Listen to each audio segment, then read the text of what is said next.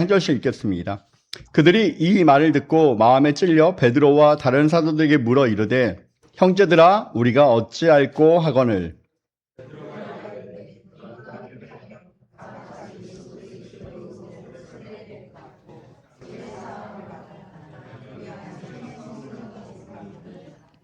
이 약속은 너희와 너희 자녀와 모든 먼데 사람 곧 주 우리 하나님이 얼마든지 부르시는 자들에게 하신 것이라 하고,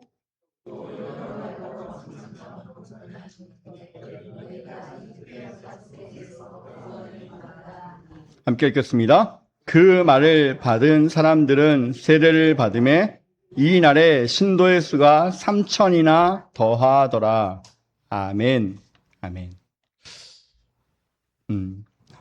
오늘 저는 설교의 제목을 구원의 내비게이션이라는 제목으로 설교를 정했습니다. 여러분 혹시 이런 말씀 많이 들어보셨죠? 남자의 삶이 인생이 편하려면 3명의 여자의 목소리에 순종하면 된답니다. 첫째는 엄마, 둘째는 아내, 셋째는 내비게이션. 예, 농담이지만 의미 있는 이야기입니다. 저는 요즘 거기 하나를 더 붙였습니다.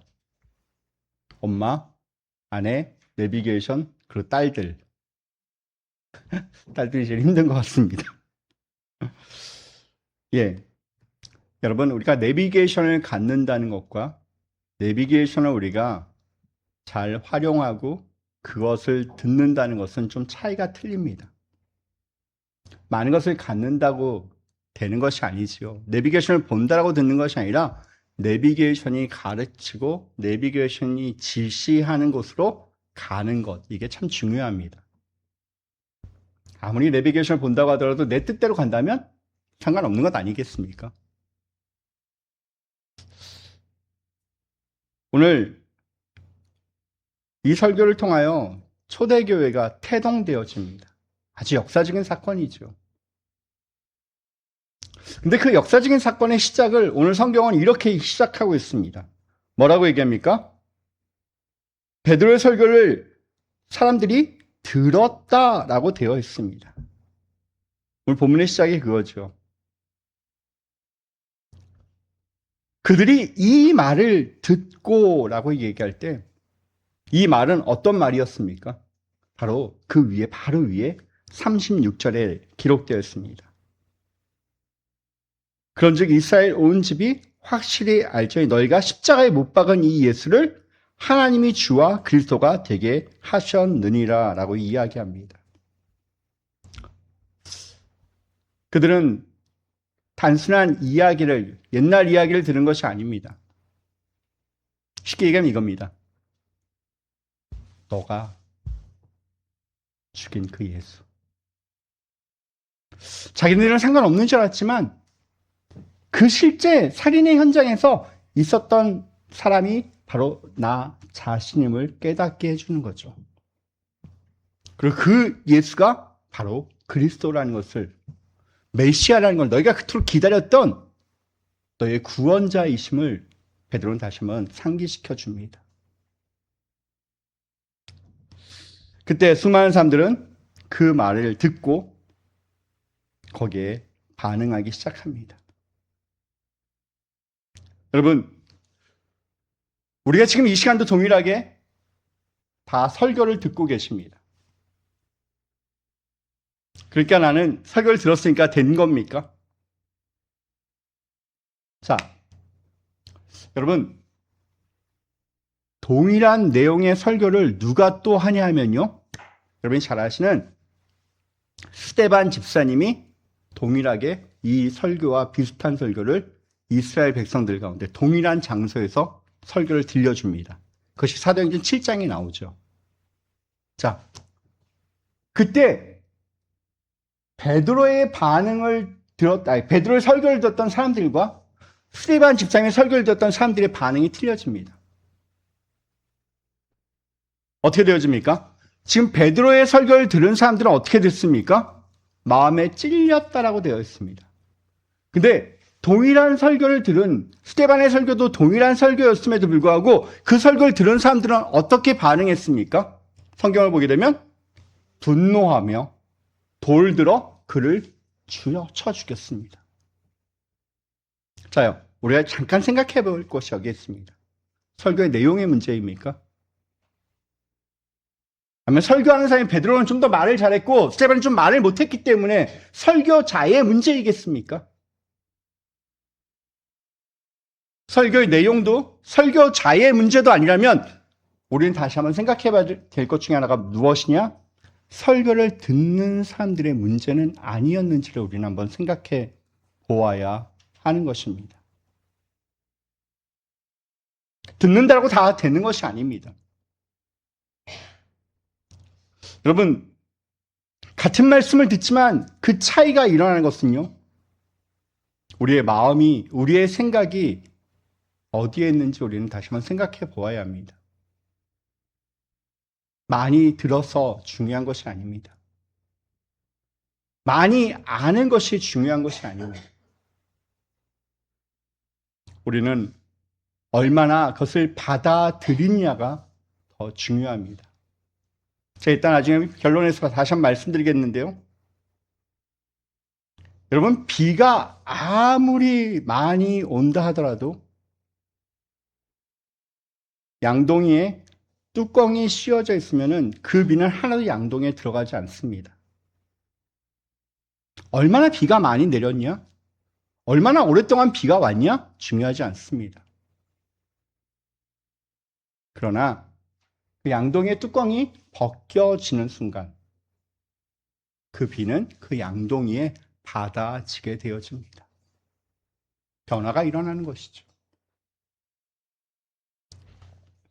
자, 오늘 성경은 그들이 그 말을 듣고 끝난 것이 아니었습니다. 듣고 거기에 다시 한번 반응을 하기 시작하는데요. 어떻게 반응합니까? 오늘 본문에 보니까요. 이렇게 이야기합니다. 그들이 이 말 듣고 마음에 찔려라고 이야기합니다. 사랑하는 성도 여러분, 저는 오늘 동일하게 여러분 가운데도 이 찔림의 은혜가 있기를 원합니다. 한번 생각해 보십시오. 지금 베드로의 설교를 듣고 수많은 사람들이 저 사람들 술 취했어. 저 사람들 막 이상해. 정신 나간 것 같아. 막 손가락질하던 그들 가운데 설교를 듣고 나니까요. 그들이 갑자기 조용해지는 거예요. 그 수많은 사람들이 있는데 이제 조용해지기 시작하면서 침묵이 흐르기 시작합니다. 지금 무슨 일이 일어나고 있는 겁니까? 그들의 마음 가운데 변화가 일어나기 시작합니다. 분위기가 바뀝니다. 왜냐하면 말씀이 그들의 생각을, 마음을, 그들의 심장을 찔러대고 있기 때문입니다. 찔림이란 이 단어는요, 단순히 어떤 감동을 준다, 단지 어떤 충격을 준다라고 끝나는 것이 아닙니다. 이 단어는 아주 날카로운 것으로 관통시키는 것, 찌르는 것을 이야기합니다. 이것은 피할 수 없는 상태입니다. 사랑하는 성도 여러분, 이 찔림은 분위기가 아닙니다. 감정이 아닙니다. 분명한 하나님의 개입이고 하나님의 역사심이고 하나님의 우리를 만지심의 또 다른 모습이 이 찔림에 있다는 것입니다. 그들은 단순히 알고 있었던 그 정보, 그러나 그 정보가 실제로구나. 그리고 그것이 이겁니다. 누군가의 제3의 사람들의 이야기가 아니라 그 이야기가 누구의 이야기로 들어오냐? 나의 이야기로 들어오는 순간 이 찔림은 시작되어집니다. 우리가 잘못했다 정도를 깨닫는 것이 아닙니다. 오늘 성경에 뭐라고 합니까? 너희가 하나님의 아들을 죽였다라고 얘기해요. 너희가 살인자다라고 이야기하고 있어요. 근데 거기에 반발하는 것이 아닙니다. 내가 왜 살인자야? 난 법 없이도 사는 사람인데 라고 반발하는 것이 아니라 그 말에 그들은 공감하고 그것이 진짜 나의 이야기이므로 그들은 받아들이기 시작합니다. 남의 이야기가 아니라 내 이야기가 되는 순간 찔림은 시작되어지는 것입니다.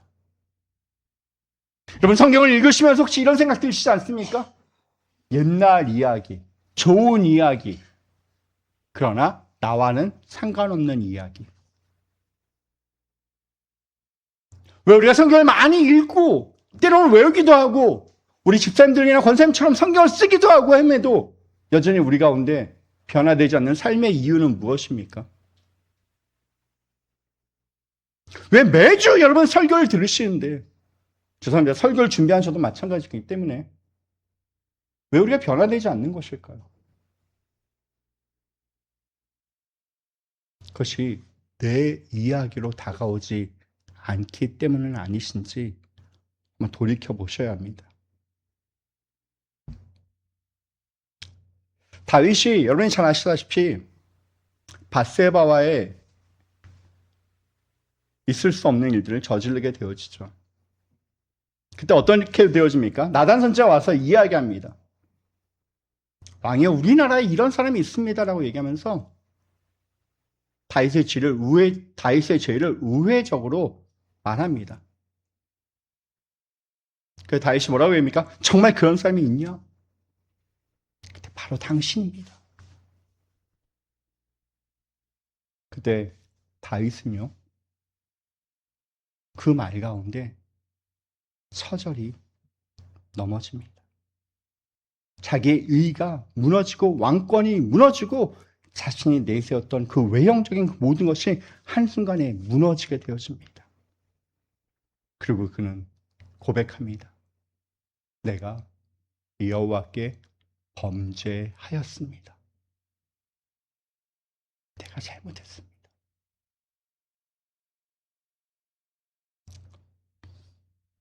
이것이야말로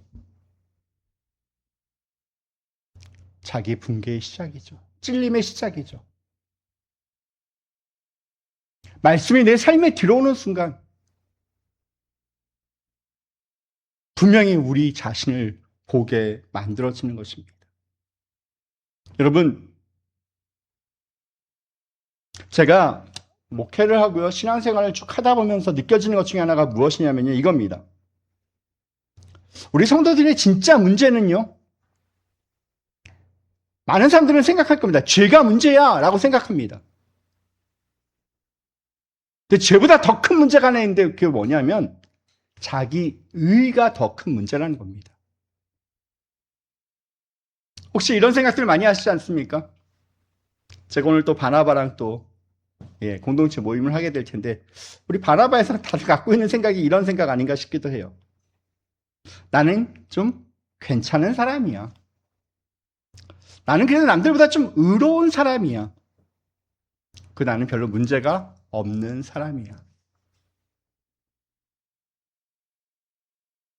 여러분,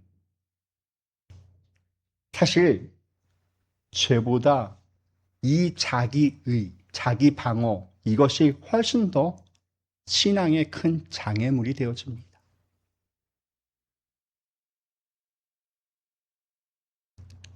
우리 바나바 분 한 분 한 분을 보십시오. 얼마나 좋은 사람들인지 모릅니다. 근데요,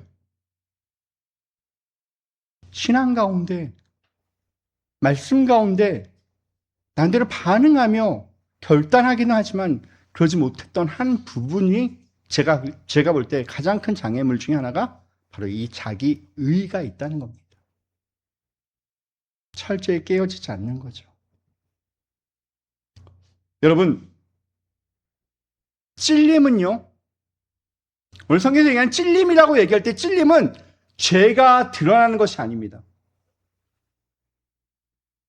이 찔림의 가장 근본적인 것은 나 자신이 드러나는 겁니다. 이해되십니까? 내가 누군지를 말씀 가운데 비춰보면서 말씀의 거울 가운데 내가 비춰지는 겁니다. 나를 보는 거죠. 그때 우리는 나를 볼 때, 진짜 나를 볼 때 나올 수밖에 없는 질문이 무엇입니까? 어찌할 거입니다. 그 말씀을 내가 듣게 되어지고 그 말씀 가운데 내 자신을 보게 되어지는 순간, 찔림을 통하여 우리가 보게 되어지는 순간 드디어 우리 가운데 질문하는 거죠. 형제들아, 우리가 어찌할꼬? 내가 어찌할까? 이때까지 괜찮은 사람을 보였는데 내 착각이었구나. 나는 이제 어떻게 할까?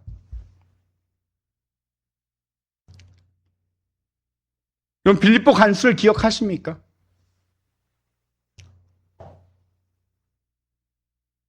바울과 신라가 거의 갇혀있을 때 지진이 나고 옥토가 흔들리며 모든 문들이 다 열려지게 되어집니다. 빌립보 간수는 제수를 해서 도망간 줄 알고 이제 자기 죽었다고 생각했던 것 같습니다. 근데 아무도 도망가지 않고요.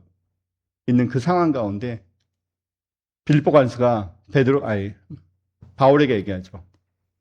내가 어떻게 하여야 구원을 얻을 수 있겠습니까? 이 어떻게 해야만 하는 이 질문들. 사랑하는 성도 여러분, 저는 설교를 좀 하다 보면, 물론 우리 교회는 별로 없지만 어떤 분들은 이야기합니다. 목사님, 나 들으라고 일부러 이렇게 막 찔러서 이야기하시죠.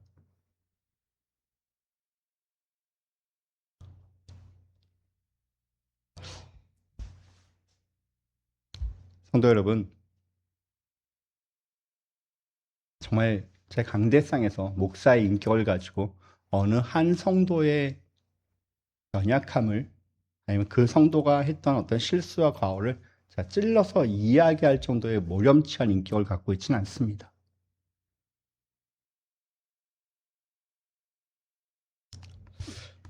여러분, 사실 여러분 가운데 누군가가 설교 가운데 찔림이 있다라고 이야기하면요,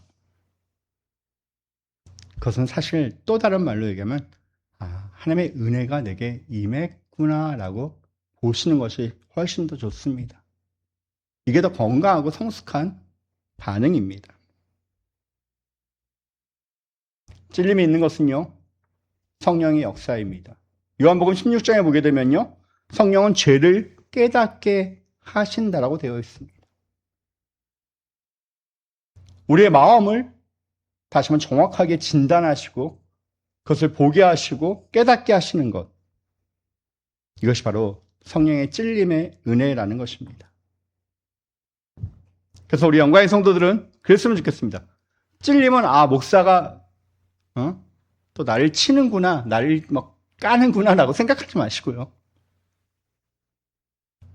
만약에 찔림이 있으십니까? 말씀 가운데 여러분 가운데 뭔가 아픔이 있으십니까? 나쁜 것이 아닙니다. 잊지 마십시오. 찔림은 구원의 또 다른 시작입니다. 성령의 또 다른 역사입니다. 하나님이 아직도 나를 포기하지 않는 또 하나의 증거가 그 말씀 가운데 내 가운데 아픔이 있고요. 그 말씀 가운데 내 가운데 찔림이 있는 것입니다. 여러분, 우리가 수술을 한다거나 뭔가 치료를 받을 때 어떻습니까? 저는 입에 구멍이 난 적이 있는데요. 그때 한 방에 낫게 해준다는 내 친구 목사가 약을 가져왔어요. 그래서 이 약을 바르면 금방 날 거야. 대신에 지옥을 경험하게 될 거야. 알보칠이라는 약이었습니다. 정말 아팠습니다. 앞에 있는 목사를 진짜 한 대 때릴 만큼 아팠습니다. 근데 정말로 좋아지더라고요. 여러분, 그 아픔은 날 고통하게 만드는 것이 아닙니다. 성령이 우리 가운데 찔림이 있습니까? 말씀이 우리 가운데 찔림이 있습니까? 그것은 나를 버리고 고통스럽게 하고 나를 괴롭게 하기 위한 것이 아니라 하나님이 나를 사랑하시기 때문에, 나를 구원하시려고, 나를 새롭게 하시려고 주시는 또 다른 하나님의 행동임을, 선물임을 여러분 기억하시기 바랍니다. 여러분, 아무 문제가 없는 것이 문제이지 찔림이 있는 것은 문제가 아닙니다. 그 찔림에 우리는 반응하면 되는 겁니다. 그 찔림 가운데 그 죄가 드러나고 죄가 보여진다면 그럼 그것 때문에 우리가 마음 아파하며 반응하며 하나님께 정말 어찌할까라고 고백하며 나갈 때 하나님은 우리 가운데 다시 한번 새롭게 우리를 만들어 가시는 것입니다. 이제 그 찔린 가운데 우리가 어찌할 거라고 어떻게 할지를 몰라 헤매는 그들 가운데 베드로는 정확한 지시를 구원의 내비게이션을 작동시켜 줍니다. 어떻게 해야 된다고 합니까? 이제 찔림이 있었고요. 어찌할 걸 모르는 그들 가운데 정확한 구원의 방향성을 제시하면서 첫 번째가 무엇입니까? 베드로가 뭐라고 얘기합니까? 예, 베드로가 이르되 너희가 회개하여 라고 이야기합니다. 그들은 그 어찌할 거라고 할 때 그냥 내가 어찌할 거라고 했겠습니까? 아마 울며 어떤 사람은 막 통곡하며 어떤 사람은 눈물이 콧물대는 순간이 있지 않았겠습니까? 근데 그들 가운데 베드로가 지금 가서 위로해 주는 것이 아닙니다. 괜찮을 거야. 시간 지나면 해결돼. 그런 위로가 아닙니다. 그는 분명히 아주 단호하게 이야기합니다. 뭐라고 얘기합니까? 회개하라. 여러분, 제가 늘 우리 교회에서 많이 설교했죠. 회개가 뭐라고요? 예, 이게 헬라는 메타노이아라고 얘기했는데 메타라는 것이 뭐냐면 돌아서 바뀌다라는 것이고요. 노이다라는 것은요, 우리의 생각이라는 것. 그러니까 생각이 바뀌는 것이 회개예요. 방향이 바뀌는 게 회개예요. 더 나아가서 가장 궁극적으로 우리의 인생의 주인이 바뀌는 것. 이게 궁극적인 회개입니다.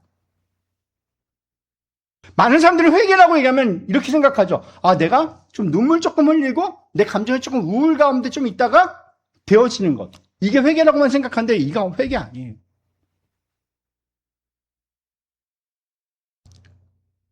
진정한 회개는요, 내가 단순히 했던 것에 대한 후회를 하거나 거기에 대해서 멈춰서는 것이 아니에요. 내가 이거 잘못했구나, 잘못 갖고 있구나, 그걸 깨닫고 거기서 멈춰서는 것이 아니에요. 여러분, 탕자를 보시면요, 탕자 가운데 이렇게 얘기해요. 그가 스스로 돌이켜. 첫 번째는 뭐라는 겁니까? 그 마음 가운데 후회하는 거예요. 아, 내가 잘못된 삶을 살았구나. 내가 저 아버지 앞에 유산 달라고 해서 이렇게 살았던, 허무맹랑하게 살았던 허랑방탕한 나의 모습이 잘못된 거구나. 스스로 돌이키는 거예요. 근데 만약에 탕자가 그 돌이키고 그냥 그 상태에 머물렀다면 탕자는 그냥 끝나버린 탕자죠. 근데 탕자가 어떻게 했습니까? 스스로 돌이켜 아버지께로 돌아가기 시작합니다. 이게 회개예요. 회개는요, 분명한 내 삶의 변화가, 삶의 방향이 바뀌어지는 것이 회개예요. 많은 사람들은 후회를 회개로 착각하는 경우가 있어요. 감정 조금, 그 눈물 조금 흘리고, 마치 악어의 눈물처럼 내가 그럼 회개했다라고 생각하는 경우가 많죠. 여러분, 이건 진정한 회개 아닙니다. 여러분, 밀양이라는 영화 보시면 알겠지만 그 밀양에서 그 주인공인 전도연이라는 사람이 막 분노했던 이유가 무엇이냐면 자기 아들을 죽인 사람이 회개했다는 거예요. 근데 전혀 변화되지 않아요. 그 가운데 그가 막 분노하죠. 진정한 회개는요, 물론 하나님 앞에서의 회개도 있지만 우리의 삶에서의 분명한 삶과 인격과 언어가 변화되어지는, 완전히 방향이 바뀌어지는 거죠.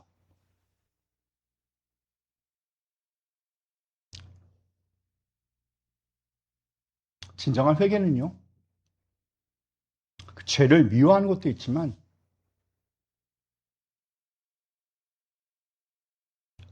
제가 성향이 가장 민감할 때 그 죄에 대해서 회개할 때 가장 가슴 아파하고 왜 눈물 흘릴 수밖에 없냐면 그 죄를 저지른 내 자신을 보기 때문이 아니라 하나님이 나를 얼마나 사랑하는데 그 하나님이 마음이 너무 아프시겠구나. 내가 이 죄 때문에 또다시 하나님이 가슴 아프시겠구나. 그거가 깨달아지는 순간 진짜 우리 가운데 회개가 일어나기 시작해요. 단지 제가 무섭구나, 제가 그런 것이 아니라 그 하나님의 마음을 자꾸 보게 되는 거예요.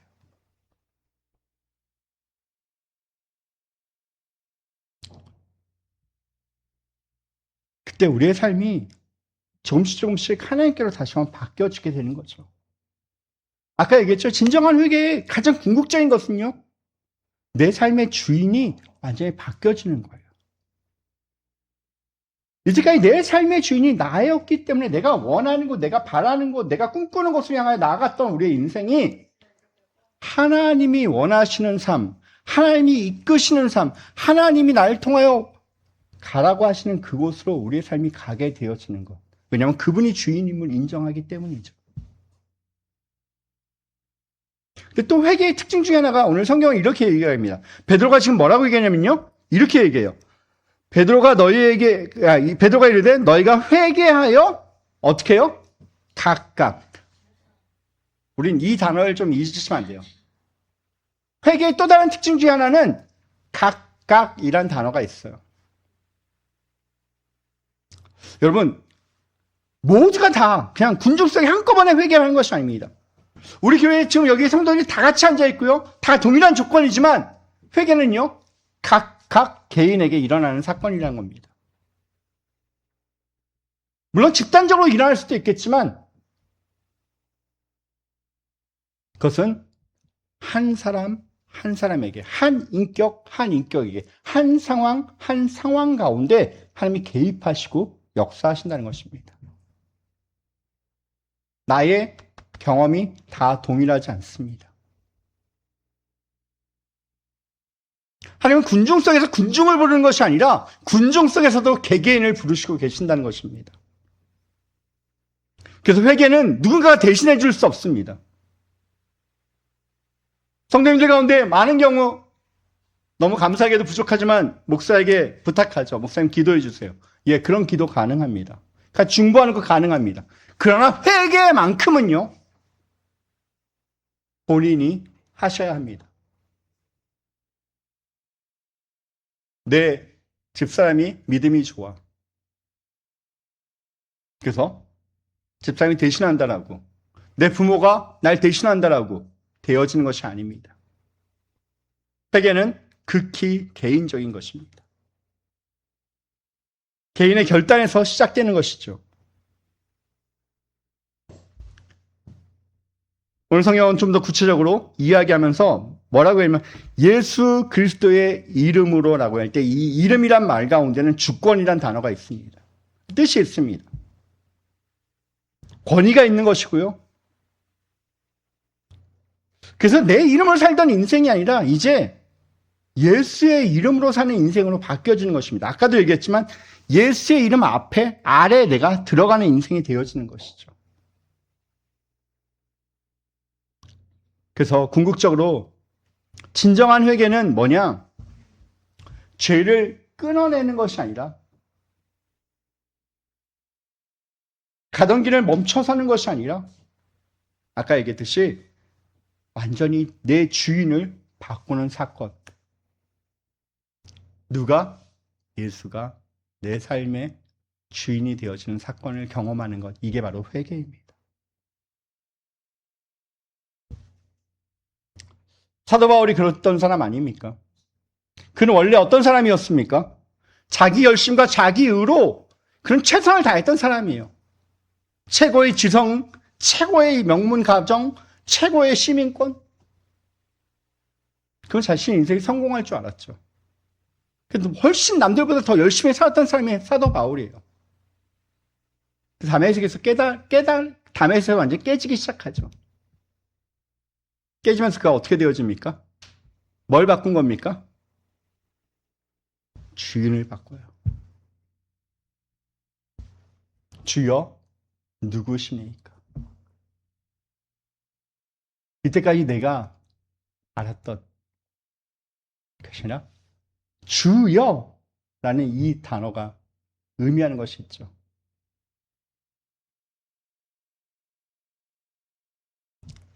사랑하는 성도 여러분, 진정한 회개는요, 우리가 순순히 조금 잘못했던 것을 돌이키고, 조금 부족했던 것을 채우고, 어떤 도덕적으로 좀 더 윤리적으로 온전해지고 조금 더 완전해지는 것을 이야기하는 것이 회개가 아닙니다. 여전히 부족할 수 있고, 또는 여전히 실수할 수 있고 넘어질 수 있습니다. 그러나 이때까지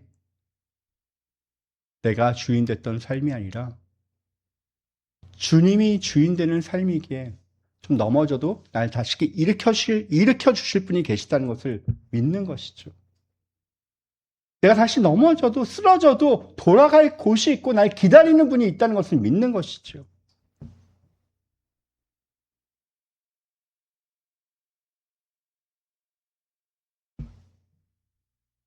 두 번째, 오늘 베드로는 구원의 내비게이션을 우리 가운데 이야기하면서 뭐라고 얘기합니까? 이제 너희가 이야기합니다. 너희가 회개하여 각각 예수 그리스도의 이름으로 어떻게 해요? 세례를 받으라고 이야기합니다. 여러분, 세례하면 무엇이 떠오릅니까? 그냥 어떤 하나의 행사, 하나의 형식, 하나의 이벤트라고 생각하시진 않습니까? 저는 한 번에 3번을 샀는데 정말 매일이 감사합니다. 진짜 세례를 제가 황당하게 주었던 경험이 있는데요. 몇 년 전에 제가 군부대 선교를 좀 할 때인데 요청이 들어오기를 논산훈련소에서 세례를 주는데 여러분 몇 명을 주냐면요. 2,000명 가까이를 주는 거예요. 한꺼번에요. 근데 목사님 거기 세례 주는 사람이 없으니까 좀 와서 같이 세례를 주자고 하더라고요. 그냥 뭐 좋은 거니까 나쁜 건 아니니까 그냥 가서 같이 하긴 했는데 내가 정말 세례를 주러 온 건가 싶은 생각이 있더라고요. 왜냐면 그분들의 물론 그 가운데 진심인 분들도 계시지만 세례를 받고 나면 선물 조금 주거든요. 간식이랑. 거기 있는 사람들이 거의 다 온 것 같아요. 제가 볼 때. 불교를 다니든 천주교를 다니든 뭐 무교든 아무 상관없이 그냥. 여러분 단순하게 그 세례를 받으라는 것입니까? 오늘? 베드로가 지금 이야기하는 세례는요. 약간 틀립니다. 왜냐하면 그 시대적 상황을 우리가 잠깐 이해하셔야 돼요. 그 당시 세례는요. 지금처럼 이렇게 침례를 주는 것이 약식 세례를 주는 것이 아니었어요. 그 당시 세례는 다 무엇입니까? 예. 강에 들어가서 물에 잠기는 거예요. 근데 아시다시피 그 팔레스타인은 물이 그렇게 많지 않아요. 그리고 우리가 잘 아는 호수를 해봤자 강의를 해봤자 우리가 한국 사람들이 생각하는 그런 한강이나 그런 게 아니에요. 그냥 개천 같은 거예요. 내 같은 거예요. 요단강이란 것이 얼마나 가시면 아마 그런데요. 거기에 세례를 줄 수 있는 장소가 많지는 않지만 있어요. 거기는 사람들이 모두 다 시선이 집중되는 곳이에요. 자요. 예수를 얼마 전에 예수라는 이름으로 모든 사람들이 죽이라고 반대해서 그 사람을 십자가에 못 박아서 죽였어요. 근데 그 사람 이름으로 지금 세례를 받는다는 것은요. 이것은 그냥 숨어서 그냥 한번 받는 것이 아니라 모두가 공개적인 상황 가운데서 뭐를 내걸어야 되는 거냐면 자신의 생명을 어쩌면 내걸 수도 있는 거예요. 왜냐하면 예수가 죽은 이유가 단순 어떤 종교적인 이유도 있지만 정치적으로 보면 너가 왕이냐? 라고 얘기하는 쿠데타의 수장으로서의 죽음도 맞이했기 때문에 그 잘못을 그들은 다 갖고 함께 공동체로 들어간다는 것이 바로 세례의 의미가 있죠. 여러분, 이건 되게 위험한 결단입니다. 또 오늘 베드로는 얘기해요. 너희가 세례를 받으라는 겁니다. 이 말은 다른 말로 하면 분명한 대가를 치르라는 것입니다. 여러분, 구약에 보면요. 구약이 세례의 어떤 하나의 징표로 뭘 가지고 이야기하냐면 홍해에 대해서, 홍해를 걷는 것을 그들은 세례라고 이야기해요. 하나의 예표라고 이야기하죠. 자요. 여러분, 홍해를 걷는 것, 이것은 무슨 얘기냐면 돌아갈 길이 끊기는 겁니다. 다시 돌아갈 수 없는 거예요. 이전으로 돌아갈 수 없는 그 상황이 되어지는 것. 우리가 세례는 어떤 단순한 하나의 그냥 형식으로 갖는 것이 아니라 세상에 공표하는 거예요. 난 이제 이전으로 돌아가지 않을 거야. 이제 나는 완전히 이전의 나의 삶은 죽은 것이고 이제 이후의 나의 삶은 예수 그리스도의 이름으로 그분이 내 인생의 주인 되어지는 삶을 내가 살 것임을 공개적으로 고백하는 것이 뭐냐? 세례예요. 이게 중요한 거죠.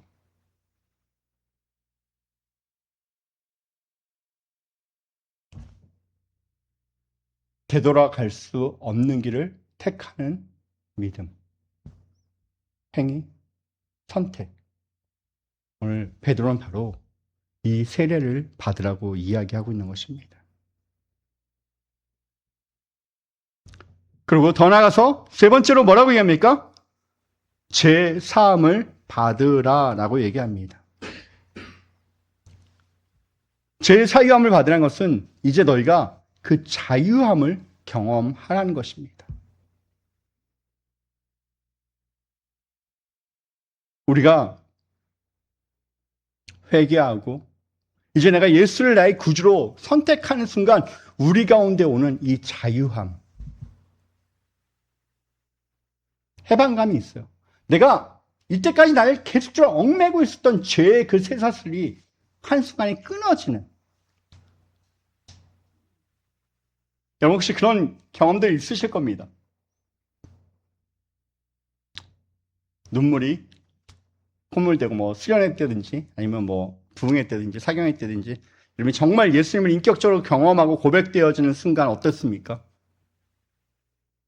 그러고 나서 여러분 가운데 느꼈던 그 마음이 어떤 겁니까? 정말 그 자유함이 있지 않으셨습니까? 더 이상 죄가 나를 붙들지 못하는. 오늘 사도 베드로는 우리 가운데 이야기하는 거죠. 단순히 이건 감정을 이야기하는 것이 아닙니다.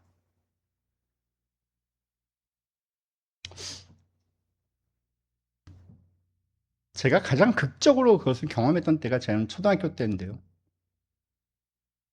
정말 예수님이 나를 위해 죽어주셨고 내 죄가 그의 피로 사함을 받았다는 것을 내가 확실하게 믿어지고 깨달아지는 순간이요. 견딜 수가 없더라고요.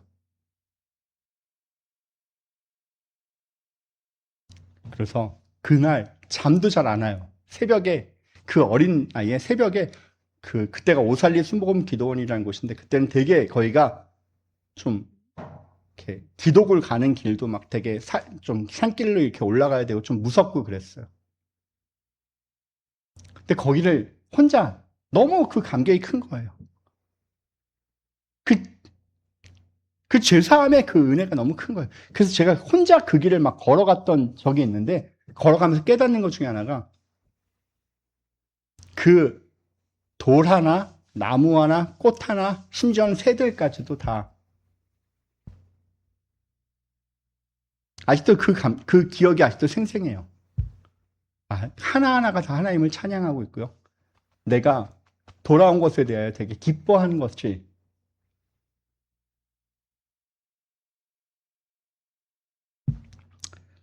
아, 우리 목사님 왜 뜬금없는 소리 하지? 아닙니다. 저는 여러분이 이 경험이 있으시길 원해요. 그 만물 하나하나가 있는 그 자리에서 하나님을 찬양하고 그 만물 하나하나가 나의 변화됨에 대하여 함께 기뻐해 주는 그 모습들.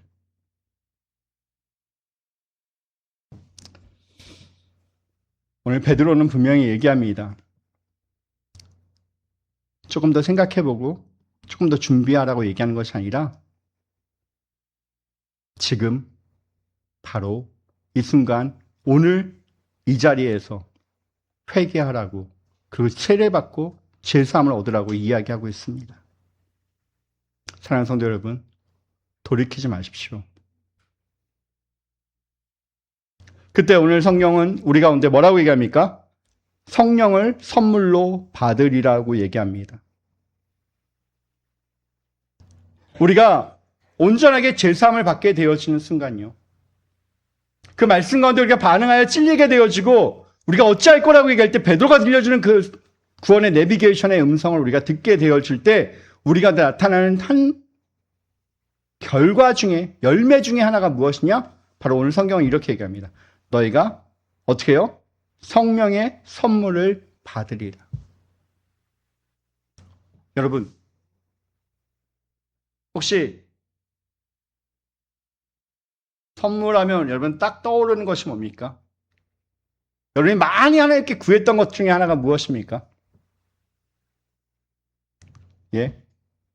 아마 많은 분들이 원하는 건강, 형통, 물질, 아니면 내가 드는 문제 해결?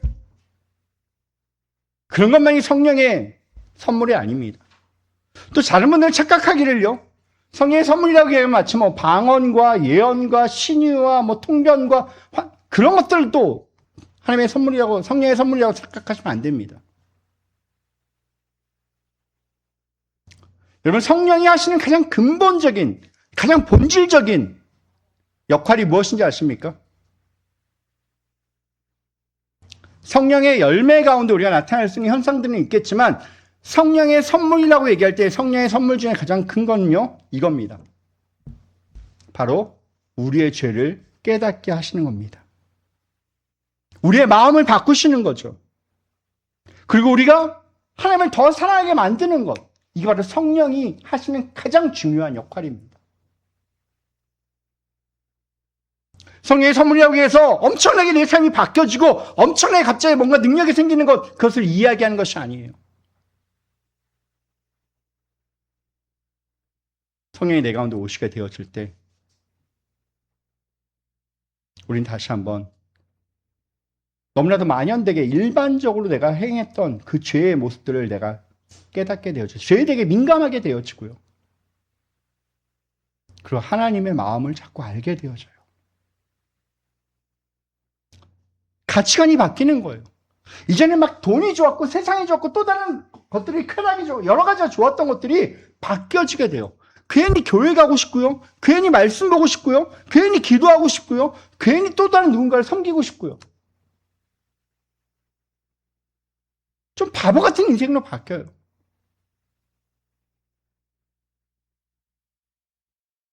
여러분, 혹시 그런 분 계시면 아, 내가 성령의 선물 받았구나 생각하셔도 됩니다. 그리고 가장 궁극적으로 하나님을 정말 사랑하게 되어져요. 그분의 사랑을 내가 느낄 뿐만 아니라 아주 더 풍성하게 느낄 뿐만 아니라 나 또한 그분의 사랑을 계속 고백하게 되어지는 것. 이게 성령의 선물 중에 하나예요. 그래서 이제는 의무적으로 내가 했던 것이 아니라 이제는 자발적으로 그것을 하게 되어지죠.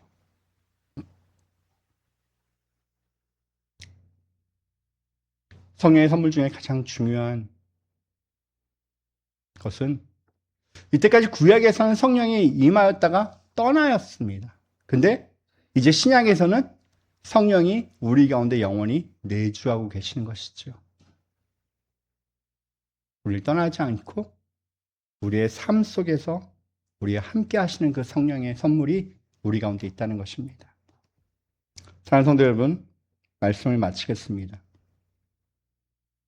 오늘 성경에 보게 되면 맨 마지막 절을 이렇게 성경은 우리가 읽었던 41절을 보게 되면 이렇게 얘기합니다. 그 말을 받은 사람들은, 여러분 처음에 37절을 어떻게 시작합니까? 37절에 그들이 이 말을 듣고라고 되어 있는데요. 오늘 41절에는요. 이 말을 받은 사람들은 이라고 두 개가 다른 표현으로 쓰여지고 있습니다.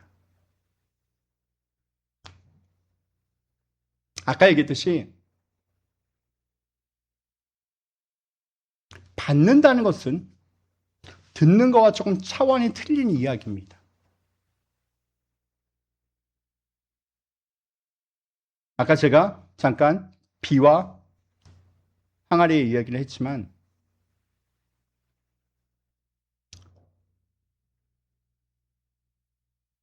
단지 듣고 그것을 내 가운데 받아들이지 못하게 되었을 때 우리가 잘 아는 씨 뿌리는 비유를 보게 되면 거기에 네 가지의 밭의 종류가 나오죠.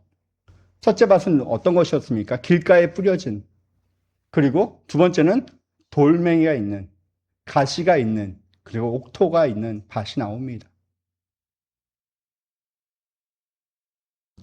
옥토가 있는 밭의 결과는 무엇입니까? 30배, 60배, 100배의 열매를 맺는 것이죠. 말씀을 받는다는 것은 마치 이겁니다. 말씀을 내 마음 가운데 심기는 것입니다. 단지 듣고 흘려보내는 것이 아니죠. 듣는 것은 귀로 듣는 것이라면 받는 것은 마음으로 듣는 것입니다. 마음으로 들을 때 우리의 삶에서 분명한 변화가 일어나게 되어지고요. 거기에 열매가 맺혀지는 것을 우리는 보게 되어지는 것이죠. 오늘 이 말씀을 받은 사람들의 특징이 무엇인지 아십니까? 그들은 이렇게 얘기합니다. 자요, 이 말을 받은 사람들은 어떻게 합니까? 세례를 받으면 즉각적으로 그들은 순종했다는 것입니다. 공개적으로 결단은, 아까 얘기했듯이 세례를 받는 것, 이거 되게 심각한 문제입니다. 그 공동체에서 축출될 수도 있고요. 가족에서 때로는 멀어질 수도 있어요. 근데 그들은 미루지 않습니다. 즉각적으로 순종합니다. 이것이 말씀을 받은 사람들의 특징입니다. 그들은 즉각적으로 순종할 뿐만 아니라 희생을 감수해냅니다. 더 나아가서요, 오늘 성경을 읽지 않았지만 그들은 그 말씀을 받고 함께 모여서 공동체로 나아가기 시작합니다. 이것이 바로 교회의 시작이었습니다. 사랑하는 성도 여러분, 교회는 말씀을 듣는 사람들로부터 시작된 것이 아니라 그 말씀을 내 삶에 받아들여서 그 말씀이 내 삶에서 역사하고 내 삶에서 열매 맺는 사람들을 통하여 교회는 만들어진다는 것입니다.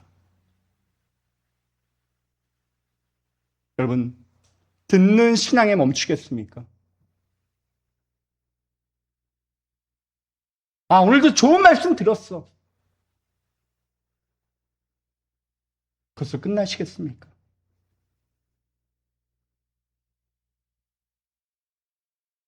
한 사람이 병원에 갔습니다. 그 병원 의사가 이 이야기하죠. 선생님, 여러 가지 검사를 해보니까 몸속에서 암이 발견되었습니다. 그래서 그 사람이 얘기합니다. 의사 선생님 감사합니다. 좋은 정보 주셨네요. 안녕히 계세요. 라고 돌아간다면 이해되십니까? 우리가 매주 이 사람의 모습과 행태를 우리는 하고 있지 않습니까? 성경 계속적으로 우리 가운데 심각하게 이야기합니다. 오늘 구원에 대해서 정확하게 다시 한번 이야기합니다. 이제 우리는 어떤 삶을 살아야 되겠습니까? 여전히 듣는 사람입니까? 한번 그냥 감정적으로 하는 것으로 끝나는 것이 아니라 우리 말씀 앞에 정확하게 반응하는 삶을 살아야 합니다. 듣는 것이 아닌 내 마음의 말씀을 받아들이는 삶을 살아내는 저와 여러분이 되어지길 예수님을 축원해 드립니다. 우리 모두 이 시간 함께 기도하며 주님 앞에 나가길 원합니다.